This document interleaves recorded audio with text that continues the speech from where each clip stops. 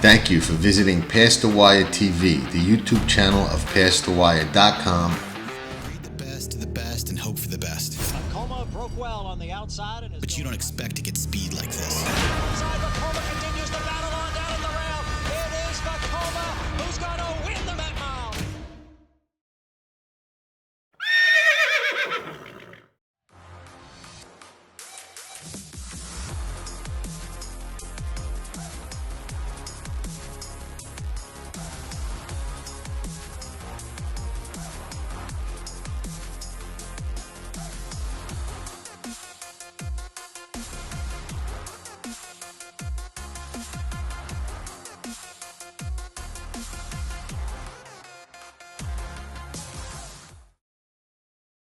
Thank you, everybody, for tuning in to Past the Wire TV and our Whitney Day episode of Saratoga Today. As usual, every week we bring you behind the scenes on the Saratoga backside. And before Dawn and I get into the Whitney Day card, we're going to have Manny Franco talking about staying fit. Very important for jockeys. They are pound for pound some of the strongest athletes in the world. We're going to have Manny talking about trainer instructions, and that's always an interesting topic. And then we're going to hear a little from Saffie Joseph about one of the toughest things that a trainer has to deal with when they're getting started, which might not be what you expect it to be. So let's check out our little Saratoga backstretch bites, and then we'll get into the card for Whitney Day at the spa. Start riding and try to keep my weight in shape. Even that I know that I'm light, and try to stay busy, and that's good for your energy in the afternoon. My day off, that's the day that I'm trying to keep my body in shape. I try to run a little bit, like I do exercise like in a 1 hour exercise, but right here in Saratoga the weather is hot, and my body stay in shape because we ride a lot of horses in the afternoons. I know my body, so when I think that I'm light, when I work in the mornings and in the afternoon, I try doing something, but not much, like maybe a little bit of something to stay strong. We work a lot of horses, so I don't have to worry about my weight. Day off, I like to stay with my family, try to do something with them, because we have 5 days of racing here in Saratoga, and Monday and Tuesday I'm trying to do something with my wife and my daughter. Go with the plan that the trainer wants, but when the gates open, it's so different. You try to do what he wants, but if not, you gotta go to plan B or even plan Z. You gotta act right away. You gotta use your judgment. After, if something go wrong, a lot different. When you come with horse, you just wanna try to find the way to get there and get the job done. Try to get the hole or whatever. Get the best treat that you can give to the horse when you have the horse. And you just try to survive there, because everybody will come, and when you don't have horse, you don't have. First came from Barbados, we didn't know exactly what we were going to do, where we were going to be based, and ran into Jose Pinchin. He's a trainer that was based at Calder, and he says, come to Calder. We said we couldn't get stalls. He says, go to next door and to the training center, rent some stalls there, and then try to work your way in. And that's what we did. We got there, we rented some stalls next door, and every week we would go see the racing secretary, and every week he would tell me come back.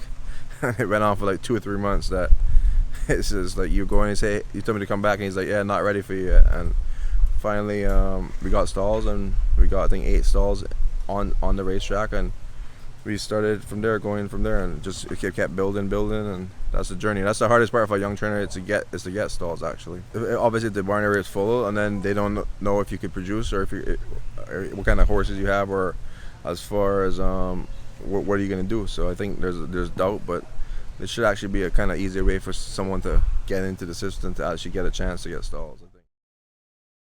Buongiorno, everybody. Welcome to yet another episode of Saratoga Today, Saratoga Saturday with Dawn Lupul.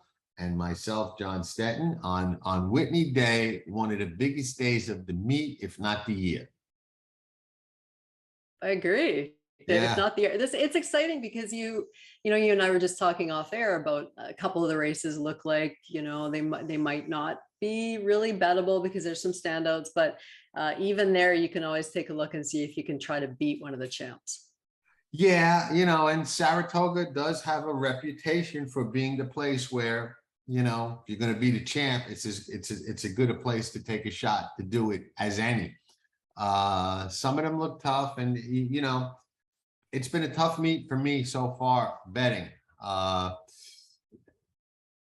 As good as I've done historically at Saratoga, I've had a couple of really, really tough meets and some streaky meets. But, you know, one of the things you learn, at least I have, and I'm curious if you feel the same way, as a professional or somebody who really takes, you know, betting and wagering seriously.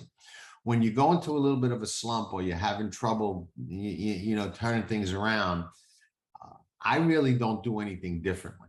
You know, I've been doing it long enough to know, hey, sometimes you just get in on a streak where things are not going your way.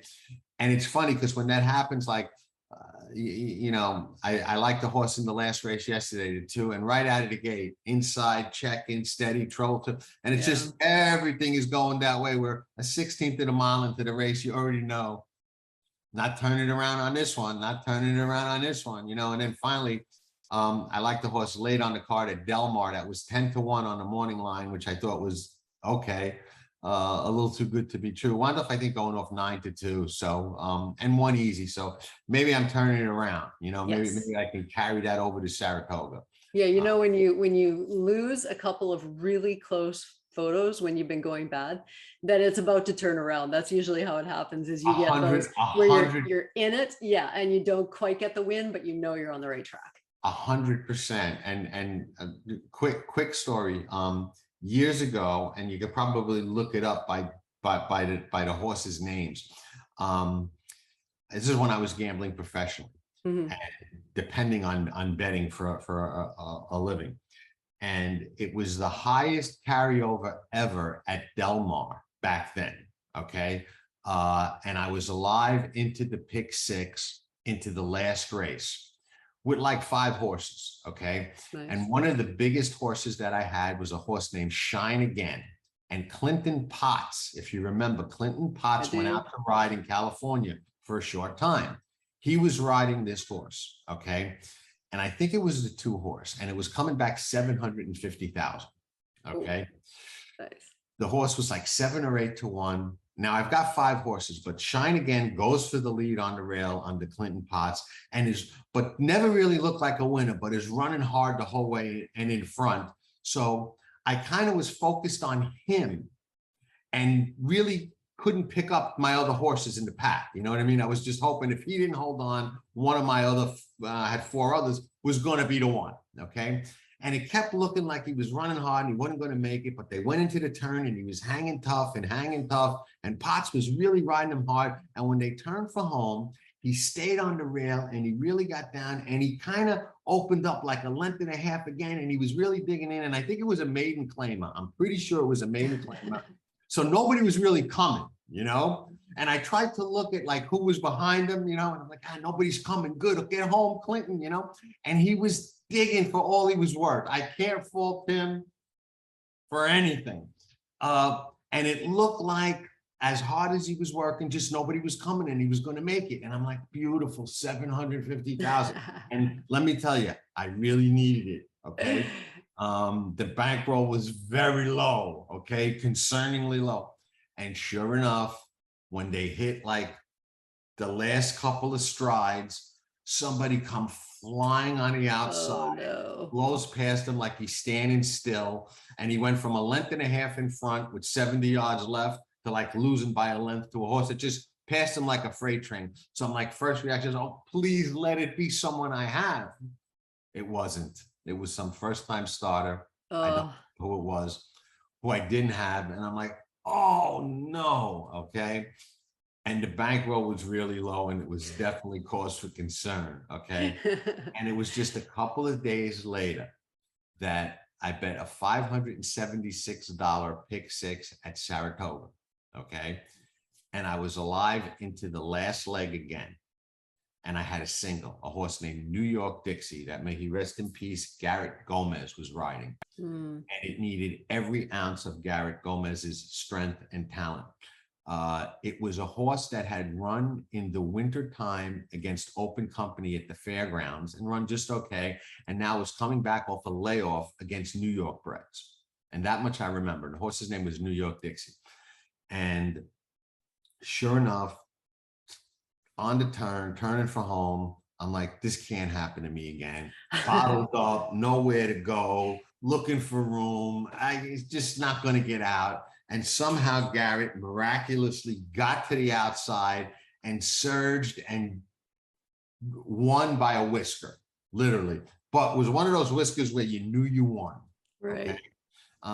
And it came back 146,000. There were two winners. There were two winners. I remember that the guy said there were two winners at a pick six. I knew I was one of them.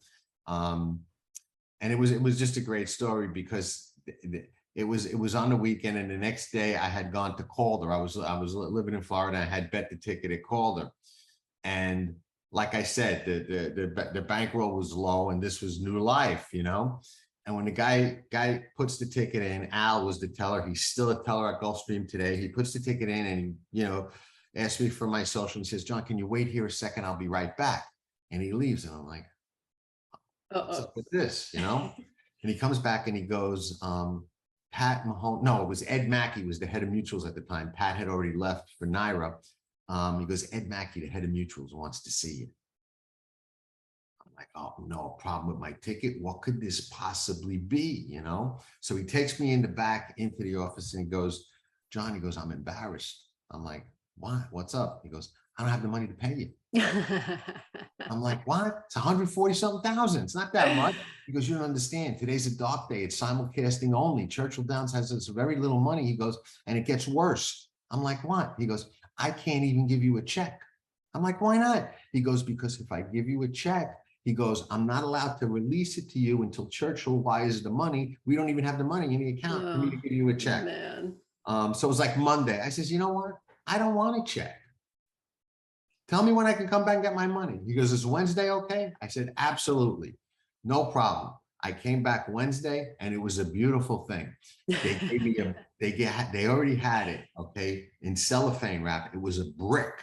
A big brick of 100,000 stacks of 10,000. It was just a brick. He said, I have this done for you. You could rip it open and count it. And then he gave me the other money, whatever it added up to, 40-something thousand less the taxes, whatever it was. I don't remember, you know, separately. And I remember put it in a little paper bag, put the brick in there, the other money in there, and just left. And it was. That's what you brought, a paper bag? No, they gave it to me. Like no, but you didn't bring like a gym bag or something you can put it in? No, I didn't even think about it. You know That's crazy. Well, no, and I was nuts back then. I would have walked out with it under my arm. You know, I used to park my car right outside the front door. Ray and Esteban were the two valet guys. I knew them. They knew me.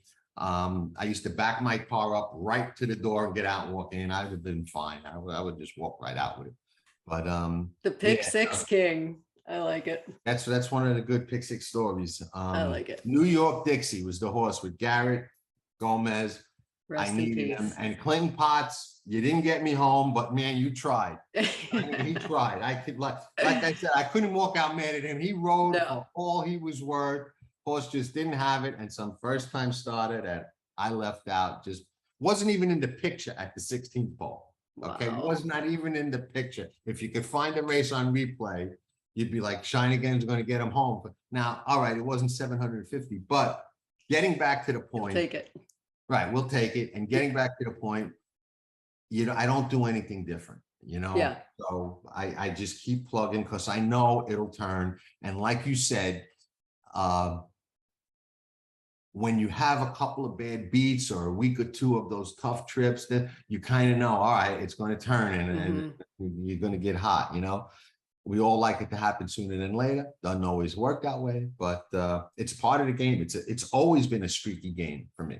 For sure. Yeah. Well, you're going for the big scores, right? Like you're not trying to Yeah. grind out a living with the No. 2-1, 3-1 shots, betting them, 500 to win. You're going for Right. the And scores. Don, even when I was playing for a living independent, I still never played as a grinder. You know what I mean? Right. I always played to, because it was never for me about just eking out an ROI. I had to support myself. You know what I mean? So I Exactly. had to make It's enough different. to pay all my bills, keep Yeah. betting and surviving, So Yeah, when you're grinding, if you get a couple bad weeks or a bad month, I mean, that can pretty much kill your bankroll and you finding yourself at zero.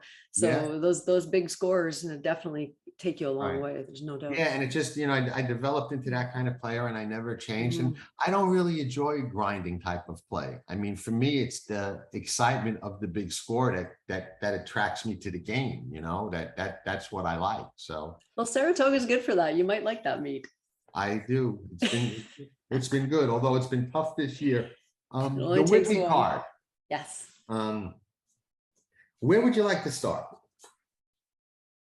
Well, you know what? Why don't we start with, okay, so there was, I mentioned earlier that there's a couple of races where I'm not sure where we can beat the favorites. I'm not sure I even want to try. Race 7 with Warlike Goddess was one of them. You and I both looked at Virginia Joy for a while, but didn't really see a good reason to try to play against her. But you did have an interesting horse maybe in race number 9, which is the Test, where 2 to 5 on the morning line for Matarea. Why don't we start there? Okay. Last time, a lot of these horses are coming, or some of them are coming out of, let me just get there so I know the race that I'm talking about. Coming out of the Victory Ride. Okay, the Victory Ride was a race I thought had a lot of speed, and I thought Sterling Silver, the 2-horse, was going to run a big race. Okay. Mhm. She didn't. The speed held. It says off a bit slow. She was far back, but I don't think anything in the trip really hindered her. She just didn't have the kind of kick that I think she can have when she runs her best race. I did think that she was worth a look on Saturday, and I'll tell you, she looks like she's probably too slow. She looks like she's probably not as good as these horses, but I see this as the kind of race where there could be a lot of speed. And although the favorite Matarea can come off the pace, she's on the rail. She's never been at Saratoga. She's going to be a much shorter price than I'm comfortable in taking on her. There were some 2 to 5 shots. I'll say, okay, it is what it is. And, Right. she's not one of those for me anyway, at least not yet. So I'm looking for alternatives here, and I'm trying to look at somebody off the pace. And, I look at Sterling Silva. I'm not so sure. I looked at November Rain long and hard because she's 2 for 2 at Saratoga, and I like that. But she's another one that's going to be, closer to the pace than I think. I don't think Chi-Town Lady is good enough, even though it's Wesley and she comes off the pace. So I may take another small shot at a big price with Sterling Silver and just hope for some kind of fluky result, which we haven't seen a lot of at Saratoga.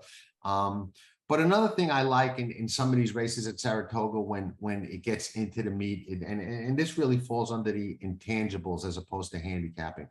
Trevor McCarthy is a good rider. He's only got 2 wins for the meet. Yeah. So he's really on his game as far as I'm going to get the most out of every shot that I have. You get a shot in the Test, he's going to ride for all he's worth. Albatrani is ice cold, 0 for 7. Rudy Rodriguez is even colder. I think he's 0 for 30 something. Yeah. And a lot of people shy away from those cold numbers, and sometimes I do, but sometimes I don't. Sometimes I'm like, this guy's gonna turn it around. I think Trevor's gonna pop with a big win. And this horse is just gonna be such a big price that I just don't want to let her beat me. I think under the right circumstances, she can possibly have a shot. And, usually in the Test, you got good horses, and the speed, no matter how much of it there is, holds because they just don't stop going 7. They'll run, 21, 44, 108, Right. and just keep going. So I'm very well aware of that and could easily tear up any tickets on Sterling Silver, but you never know. The track has been tiring. It's a little bit of a different type of Saratoga meet racetrack wise. You know, the dirt track's playing a little different than it has in a lot of years. So yeah, she looks too slow, but I may take a wild stab. Well, the price will be right. The thing, like they haven't carded that many races at 7 furlongs so far, but the ones that have been have really catered to early speed. But there's a lot of speed in here, so Pratt has a tough decision. Like the rail was probably the worst place for Matarea to draw because she has enough speed that you need to use some of it. But do you go head to head? Like the 3 Elm Drive has tons of speed, the 5 November Rain, the 6 Hot Peppers. So there's a lot of speed coming from the outside. I don't think that Pratt goes crazy with Matarea. I don't think he can get engaged in a major battle. So if he pulls back, now you have to try to maneuver off the rail. There's some things that could really go wrong for her. There's no doubt, just as a function of the trip. I was trying to make a case for the 4-horse Wish You Well for George Weaver. I know that George doesn't usually do all that well at Saratoga, but he did have a win on Thursday. Sometimes his horses pop up. Wish You Well ran a really nice 7 furlong race in her debut at Gulfstream and just crushed the field in front. Came back as a favorite and laid an egg completely. Was it the sloppy track? Was she just, I don't know, not happy that day? Does she not like Churchill? I don't know. Was the competition too tough? It's difficult to say. She was running with Lasix that day. Of course, they don't use Lasix here. It is a grade 1 stake. So I was trying to make a case for her, but yeah, that might be one of the chalky races, potentially chalky races to take a shot against, because the post position, I don't think it does Matarea a whole lot of favors. Right. And you know, I will say this, if Pratt does get a seam and does get the right trip, I mean, she'll probably spurt past those horses at a very short price. Another thing I found interesting about the horse you like, Wish You Well, is, you know, I remember I was paying attention. I don't remember why to Gulfstream on April 2nd, but there was something there that caught my eye. And this horse was taking a awful lot of money in like the doubles and the exactas. And I remember commenting to a friend on the phone. He asked me something, what do I think about their race? I said, I don't know, but I didn't really like the race, but they're betting George Weaver's horse like she already won it. You know, I mean, she's really getting bet hard in the exotics, and she ran, you know, she ran to that betting, and you know, she's an American Freedom who's not really all that much. Is $6,000 sire, and she went for $550,000 at the March Classic. So obviously they liked something, and she's got some speed, and she ran to that in April. So, but I just thought she was part of the speed along with so many of the others in here, you know. Which is why I thought, you know, if I was going to take a stab, I'm going to take a stab with the slowest horse who's probably coming from last, which is not something I like to do, but I'm going to, you know. It may collapse. You might be onto something. Yeah, I mean, that's the kind of race where you can bet very little and win an awful lot if it just happens to unfold that way. And, you know, maybe it will. And, you know, the other race you mentioned, Warlike Goddess, I agree. I tried so hard to like Virginia Joy going wire to wire, and upsetting her, and just that being a cold exacta with the second choice on top of the favorite, and I just can't get there. I just think she inhales her when she wants to. You know, you always see these potential superstar maidens on these days, and there's one that caught my eye that. I think she's second or third choice on the morning line, but I think she's going to wind up getting overlooked because in the 6th race, I think Steve Asmussen has the 2 Disarm, who's coming out of the most strike race, where she ran 3rd, closing wide, gaining, going 5.5, stretching out to 7. She's a gun runner. I think everybody's going to be lining up at the windows to bet on Disarm. Okay. And you've got some very, very live first-time starters in there. Pletcher's got Krupe, you know, they say that one's working well, and you know, he's got another gun runner in there. But the horse that kind of caught my eye and that I thought might get a little lost in the shuffle between Steve's horse and some of the first-time starters was Shug's horse, the 3 Perform. Good Magic colt, and like I said, I'm high on Good Magic.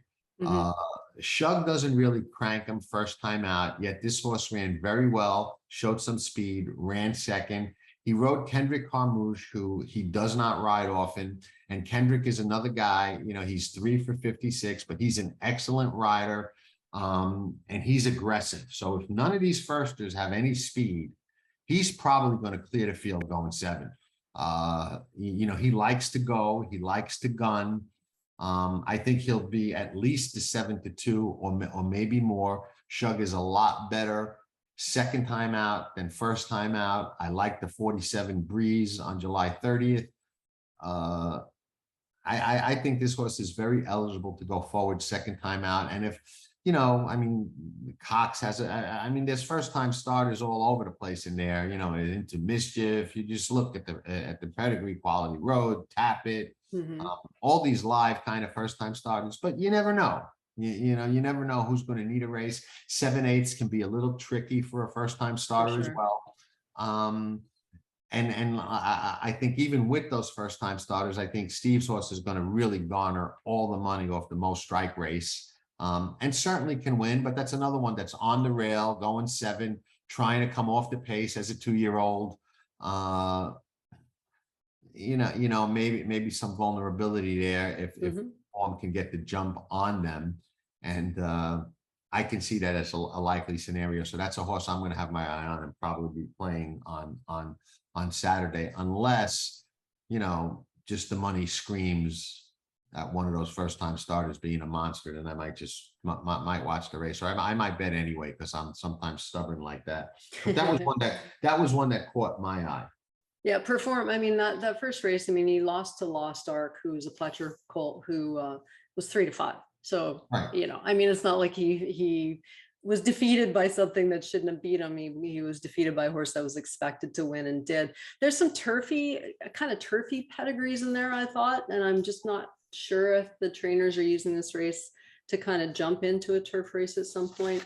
I thought the 4 Arthurs ride the 5 Wadsworth. They're both working well on dirt, but I thought maybe they might end up on turf. You mentioned Croupy. I mean, you get point proven as part of the entry, so those ones look tough. But yeah, the money is going to flow to Disarm. It's you know, he's not a sure thing. The thing about Disarm is Asmussen actually trained 5 of his siblings. 3 of those that he trained won in their first or second start. So he's definitely had success with the family, and we'll see if that continues with Disarm. Yeah, no, for sure. What were your thoughts on the big one, the Whitney? The Whitney. Yeah, thoughts on the Whitney. It's one of those races, you know, I'm going to try to take a little stab around Life is Good. I'm excited to watch the race because you have Life is Good. I mean, he's never not been in front, right? In all of his races, he's always been sent to the front. He's just that kind of horse. What does Hot Rod Charlie do in here? They're putting the blinkers back on. I don't think he can try to beat Life is Good sitting. So it kind of looks like they're wanting to send Hot Rod Charlie. That's the message I'm getting from the blinkers going back on. Pratt has had success riding Hot Rod Charlie, but he's also lost a couple of races that I thought he should have won with him. Really bet down in one of them where he didn't win. So I'm kind of looking at Olympiad. I just think that, I mean, it's likely that Life is Good and Hot Rod Charlie, you know, head out together. I'm thinking Olympiad just gets one of those little sneaky trips right in behind them, and maybe he has enough late to be able to track down Life is Good. It kind of looks like an exacta, and I would play it both ways with those two, but I mean, we're not going to get rich on the Whitney, I don't think, unless if you found something that you like outside of those top 3. No, I didn't. The only thing I will say, and I don't think the horse can win. It probably wouldn't shock me as much as some other people, because I wouldn't say he can't win either. But I give a credit for Mark Casse for claiming Zuma, awful win at Saratoga, and running here, because you've been getting these small fields, and here you got a horse that you took for 50. You know, that's a claimer that's been around forever, and you might get, you know, second, third, or fourth in the Whitney, which looks good on a resume. And I think more people should be doing that and taking shots in a lot of these stakes at Saratoga that are coming up with 4 and 5 and 6 horse fields. just because why not? You know what I mean? If enough people do it, eventually somebody will pop and win one of these with a claim, and all of a sudden, you made a great claim. Yeah, it's $1 million race. If you clunk along and somehow manage to finish third, it's been a good day. Right. I mean, he's a gelding, so I mean, I just I like to see that, because I thought more people should be doing that early on in the meet when I saw what these field sizes were going to look like. So salute to Mark Cassidy for that. But I looked long and hard at the race, trying to come up with something creative, and I kind of see it the way you do. I think the two morning line choices are the two most likely winners. Life is Good and Olympiad, and I think it really depends on what you said. If Hot Rod Charlie goes and softens Life is Good up, maybe he becomes vulnerable. I'm not as sure as you that he can run early with Life is Good if Irad doesn't want to let him.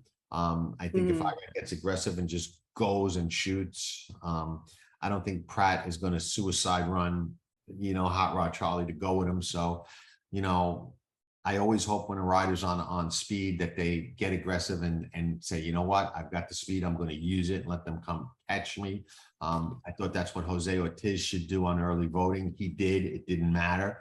But at least he rode him the way that I thought he should, and gave him his best chance. I think that if Irad wants to give Life is Good his best chance, he just tries to clear and let everybody else worry about reeling him in.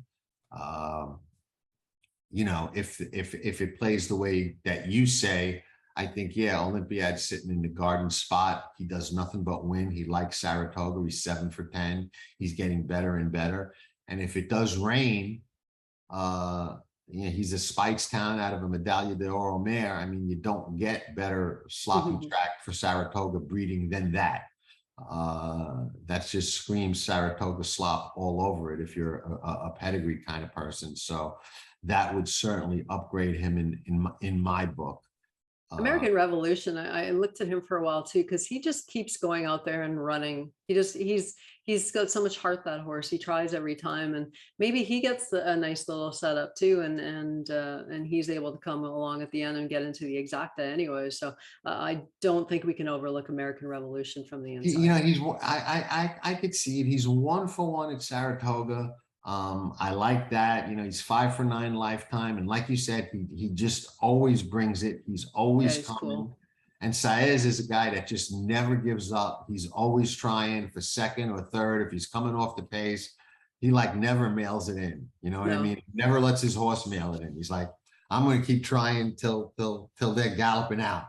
So yeah, you always like a guy like that on a horse like this, especially to get your piece of an exacta or something like that. But I don't know. I mean, even with the Cigar Mile win, and I just don't think he's fast enough to reel these horses in, barring something fluky. If you put a gun to my head, I would probably say Life is Good handles him. And we don't know if from the outside that Life is Good might be able to sit a little bit. You know what I mean? I don't know that he can't. I wouldn't try it if I didn't have to. Not where you're going for $1 million, no. Yeah, I would just go, but I don't know that he can't, so. They just haven't had to. Sometimes when you're just that good, I mean, speed is dangerous. So why would you ever try to rate a horse that has that much natural speed? Right. And I knew about Life is Good before he ever hit the racetrack. I knew that they really liked him a lot in the barn. This is when he was back in Bob Baffert's barn, and, people were talking about Concert Tour and a couple of other horses. And, I knew that they didn't think anybody was nearly as good as Life is Good. They really, really liked him. And he ran to those expectations. So I think he probably wins. I thought the next race, the Saratoga Derby, was a lot more bettable and a lot more interesting. Yes, agreed.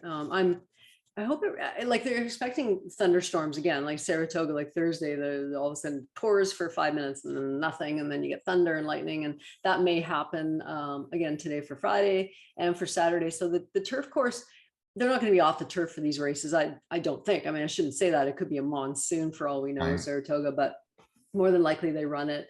If it has any give on it in it, and even if it doesn't, I think the 2 Euro horses are going to avenge what happened in the last race. I really like the 4-horse Nations Pride. They fired Dettori. They're flying William Buick over to ride this horse. He's ridden the horse extremely well in the past. Just a big, beautiful horse. I like the way he ran last time. Of course, he was right there with the 10-horse Stone Age.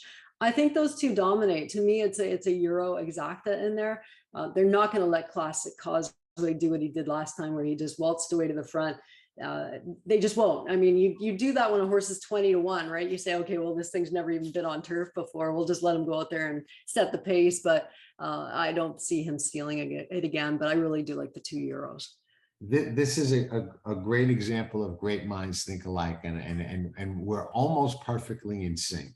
I agree they don't let Classic Causeway go again. I think there are a couple in here, Emmanuel, I think George Weaver's horse, that should, keep him a little bit more honest. I think it comes down to Nation's Pride and Stone Age like you, but I like Stone Age better.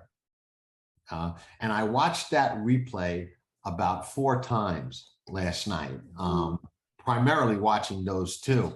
And if I bet any multi-race wagers, I will use both of them, but then go back at Stone Age.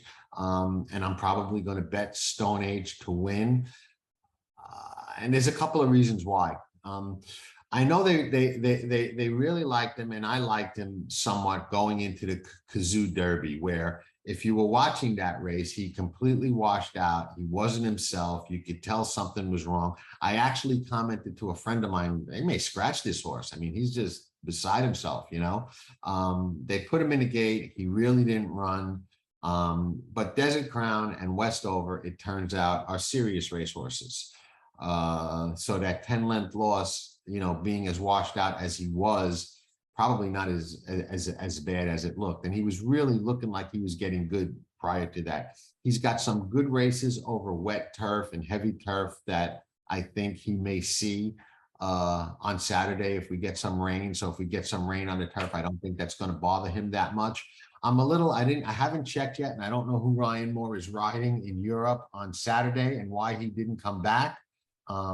Because I know he had a choice of 3 or 4 Aidan O'Brien horses in the Kazoo Derby, and he chose this one. He rode the Belmont Derby, didn't come back to ride him again. But I like Johnny getting him. Johnny's pretty tight with the O'Briens. I know he's tight with Joseph, the son. Last time he had the 12 hole, I think that was a very compromising post for him. They run right into that turn at Belmont. Where here he's got a long straight run till they hit that first turn and has some time to save ground. Johnny rides the Mellon Turf course very, very, very well. He was finishing right with Nation's Pride. I agree. It comes down to those two. I don't know that they fired Frankie. I think Buick was booked last time, and he's their guy. Frankie, get out. Yeah, he's under contract with Godolphin. I mean, it's a point. He agreed to do an interview on my show, and Godolphin said no. In his contract with Godolphin, they have to approve any interviews or anything like that. And they were like, "Who's this past the wire people? I don't know this guy. I forget it." They poo-pooed me in a flesh. Like, I'm so sorry, because I'd have done it in a minute, but they said no. Rude. So very rude. Yeah, I mean, I'll get revenge on them. I'm not worried. But they'll be sorry. But in any event, I leaned to Stone Age, but see it the way you do, is it comes down to one of those two. And I think if we do get some rain on the card, I think it helps both of them, honestly. Oh, absolutely, 100%. It helps both of them. Stone Age may be the better horse. I mean, they were both in the Kazoo Derby, right? And Stone Age was 7-2, and Nation's Pride was 7-1. So the punters thought that Stone Age was a better horse. He got all washy. He still beat Nation's Pride. So, right. There's something to be said for that too. I just think from the draw and with Buick riding, I just felt that Nation's Pride might be able to work on a better trip. But I mean, Stone Age, yeah, definitely. To me, that's the exacta play in there. And I might throw in, there's a couple I might play under. The 6-horse Annapolis, I thought was a little bit interesting. And I might throw in Emmanuel, the 3, just because I like the way he trended on turf last time, his first trial on turf. Throw him in a stake race, why not? He goes out and wins. And I think that he may just find himself on the grass and just be a better horse. So we'll see. And it's amazing because great minds do think alike. We're exactly on the same page. I think it comes down to Nation's Pride and Stone Age. I lean to Stone Age. The only other two that I consider are Annapolis, who I think is going to actually get better as they go longer. Mhm. And Emmanuel. So those were the other two that I considered, because Emmanuel's the one that I could see, like you said, just being a much better horse on the grass, which I think he Yeah. is. And I think he can just get the right kind of trip, sitting right off a Classic Causeway, reeling him in and just not giving up, just hanging tough. Yes. So yeah, those are the ones I fear. But I kind of really think we're going to see a big race from the 10 Stone Age on Saturday, and that's where I'm going to land. I like it. I like them. I like the other one too. I think the early pick five is probably more playable for people who are playing. There's 3 pick fives, but the early one looks like it might be a little bit more, unless if you're picking against a couple of those big favorites, which if you're doing that and getting a pick five in the late pick five, if you can beat a couple of those heavy favorites, you'd have a pretty good ticket. But I thought the early pick five, race number 5, I was kind of going to anchor it on number 8. Some like it hop around. Mike Maker, oh my goodness, he's loaded. His horses are running huge. He's doing things like claiming them and instantly dropping them 50%. He wants to win a lot of races at Saratoga, and so far, mission accomplished. He's doing all right. Yeah, no, I liked some like it hop around. I wasn't going to get involved in the early races. It's funny when on some of these big days, everybody likes to come out firing. A lot of times I like to wait, watch how the track is playing, watch how things are going, kind of get in the groove, watch the first 4 or 5 races, and it's tough. You'll see that first pick 5 pool, 1.2, 1.3 million, and you just want to jump in there. And I'm like, I'm going to wait and see, you know what I mean? And just make I kind of like to, compared to like a Cobra, just waiting to strike, but making sure when I do, it's going to be a kill shot kind of thing, So I'm probably not going to bet until Perform runs in the 6th race, and see what happens there. Although there's some like it hot race does start one of those middle pick 5s. Mm-hmm.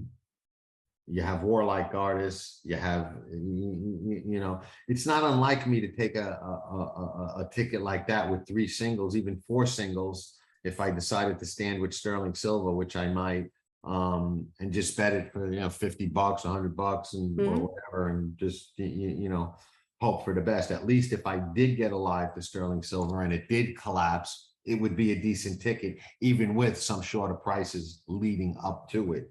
Although some like it hop around won't be the favorite, Perform won't be the favorite, Warlike Artists will be probably the shortest price favorite on the card, I would imagine. Maybe I would think so. Yeah, St. Tapit will get that in the 8th. Yeah, maybe even shorter than Matarea. St. Tapit, I'm glad you brought that horse up. Let's close with that. Okay. Vulnerable or not? I mean, he has. We've picked against a couple of horses that we pointed out being vulnerable that had that same profile that lost last week. The Pletcher Tapit horse on the grass, the 12 horse, that was 1 for 1. We pointed out was vulnerable from that post and from that one big race and big number. This one is bred to be a monster. Ran like that first time out. Will be very, very short, like you said. What's your thought? Is St. Tapit vulnerable, or is he that good? Well, that's one of those $1 million questions, right? With $1 million horse. I mean, time will tell. His dam Havre de Grace, who we all know. I mean, obviously, she hasn't really thrown anything yet, and they've been breeding her to the best of the best. Didn't she actually win the Whitney against the boys? I think she might have. I don't remember. No, I can look that up right now. But I mean, she is, in terms of production right now, she hasn't really done a whole lot. She won. Let's see. She won the Woodward. Is that what you're thinking? It was the Woodward. Yeah. Okay. Yeah. I knew she won one of those races. Flat out. Yeah, it was the Woodward. And a lot of times finished 4th in the Classic with Drosselmeyer and Game on Dude in that race. Yeah. A lot of times these great race mares don't turn into great producers. Zenyatta, I know. You see it a lot. I mean, poor Mandy Pope, she buys so many of them for such big money, and most of them don't turn out to be great producers. Is Havre de Grace on that path? so far, but we'll see. I mean, this colt obviously looks like he could be the one that redeems her, because that first race, when you debut and get a 91 Beyer speed figure, I mean, obviously that's going to turn heads. The way he did it was very professional. He's up against it a little bit in here, though, just with, it's another one of those 7 furlong races. They carded, I think there's 4 of them on the Saturday card. They were like all into these 7 furlong dirt races. It gives him a chance to extend. And I do think he gets better and better with some distance, but he's got post position number 9. He showed speed in the first race. If he wants to go, there's a chance he might not get the trip that he wants. He's got to step up. I can't make a huge case against him because he does look pretty legit off of that debut effort. But the second race is tougher to win than the first. I mean, you're facing other horses who have won now. Yeah, and he's going to be really, really short. He will be. I see it the same way as you. I don't think he's nearly as vulnerable as the others that we had pointed out, as that turf horse and that other one. I forget the name of that lost, the maiden sprinter that had won the one race. I think it was a Steve Asmussen horse the first week. Yes. This one doesn't look as vulnerable as those, for a couple of reasons. One, he just seems to have run better and seems to be a little bit more legit. And 2, when I try and look for somebody to beat him or try and get my arms around somebody, and I'm like, you know what, he may have a lot of trouble with this horse.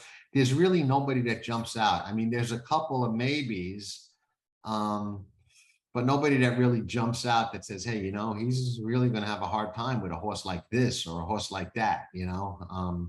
I just don't see anybody jumping out like that. So no, me either. I was looking if the exact, I'll check the probables, but they'll probably be diseased anyways. But I was thinking of playing him on top of the 6 hometown and the 7 money supply, but I can't see either of those 2 horses beating him. And if those are the only 2 I'm putting underneath, then yeah, he looks like a pretty solid play there. Yeah, and the 2 I was looking at were money supply and Osborne, the 9. So we're kind of seeing it the same way. But again, they didn't really look like they were going to be able to necessarily beat him. So it's a good day though. Like there's some races again like that where you are very likely to see a short priced horse win, but these are the days we live for in this sport. I mean, there's going to be some really nice horses running and putting in championship efforts. So if you're not playing the race, you can still enjoy the races. If Stone Age wins, I will definitely have a nice day. If Stone Age and Perform win, I'll probably have a really, really sensational good day. Nice. But Stone Age is going to probably be my key wagering wise for the day. So. And I'm actually going to step out with Nation's Pride, but I'm definitely going to save with Stone Age. There's no doubt, because I think they're almost the same. And race number 12, I do like the 2 horse Your Mission. He's 5-2 on the morning line. Gets the insides, Pletcher and Irad. So I don't even know if you'll get 5-2 on him, but he looked pretty solid to me there in the 12th, which is actually a great race to end up the day. Another race on the inner turf, and it's not that easy. Yeah, no, I agree. No argument. And at least I'll have some solace, because if they're coming down the stretch in the Saratoga Derby and I lose with Stone Age to Nation's Pride, at least I know I'm losing to you and you won. So that's good. And vice versa. If your Stone Age crushes my, as long as they finish 1-2 and I get the exact and it pays like more than $20. Yeah. In the last race, the race where you mentioned your mission, the horse that caught my eye was, and it has nothing to do with the name, so I don't even want that suggested, is Sir John. I like 3-year-olds coming back, first time 3-year-olds getting Lasix, the good ones. And I have a feeling this is a decent one. He was bet both times out, ran decent races. He's a gelding. He gets Lasix, coming off the bench. I think he can definitely go forward and, probably run a good race. Maybe even win. Yeah, he's in. I'm going to take the 2-year mission. I'm going to play him on top and under the 4 Action Jackson, the 5 Sir John, and the 9 horse Beyondy. So those are the 3 that I'm going to kind of mix them up. But I'm going to anchor there. I like to do that. I like to find one horse who I think will be first or second, no worse than second, and then try to find 2 or 3 others that I can play on top and under. And at Saratoga, those are paying $60 for exactas, 40, 50, $60. So it's been working well. Yeah, sounds good. Last thing, at Corey, Cory 8807. I owe you a shout out from last week. I got the name wrong. He's the gentleman nice guy on Twitter, on social media, who thought that I was probably going to like Zandon in the Jim Dandy when it turned out I liked early voting. Corey, shout out. You were wrong. I didn't like Zandon. I was also wrong. I liked early voting. It didn't matter. Epicenter inhaled them both. So whichever way I went, I was dead as soon as Joel swung to the outside and said bye-bye. So either way, it wouldn't have mattered. But at least we did talk about not falling in love with these horses and marrying them and sticking with them regardless of how things may look on paper for that particular race. Dawn, thank you for your time as always. Thank you everybody for tuning in to Saratoga Today, Whitney Day. We'll be back next week. I think it's the Alabama and the Travers, or I'm not even sure of the order. I'm pretty sure the Alabama is next week, but we're rolling right along. We'll be back every Saturday. Thank you everybody for tuning in. Hope you enjoyed the show, and ciao for now.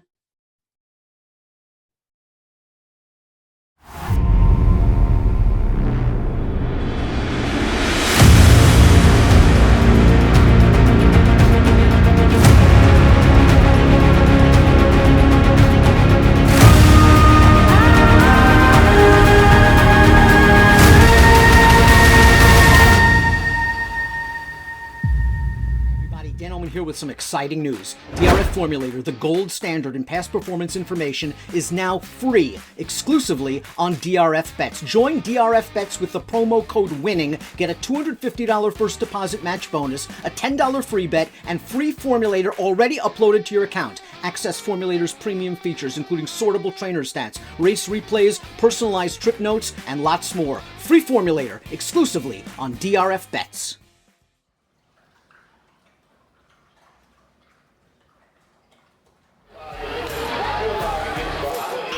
Nobody does it better.